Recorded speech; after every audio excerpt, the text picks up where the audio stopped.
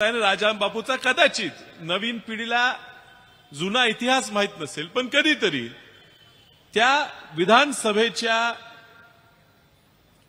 Proceeding जर वाचल्या, debates जी चर्चासत्र झाले, त्याचे जर तुम्हाला लेख मिळाले तर वाचावेत.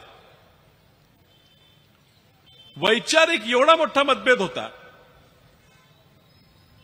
आज राजाराम बापू जाऊन 40-50 वर्ष झाले, वसंतदादा जाऊन 40 वर्ष होत आहे. अजूनही कदाचित तो वैचारिक वाद आहे.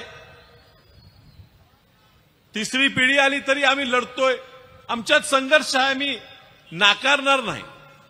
या ठिकाणी तुम्ही जयंत पाटील साहेबांच्या प्रेमासाठी आलेला आहे. मंचावर बसलेले भरपूर लोक जयंत पाटील साहेबांच्या प्रेमासाठी आलेले आहेत. तुमच्या मनात जे साहेबांबद्दल प्रेम आहे ते कदाचित माझ्या मनात नसेल. आम्ही संघर्ष पाहिलेला आहे. राजाराम बापू आणि वसंतदादांची गोष्ट दिलीप तात्याने या ठिकाणी सांगितली, पण बापूंच्या निधनानंतर वसंतदादांनी सांगितलं की बापू गेले, वाद संपला. वैचारिक वाद होता तो संपला.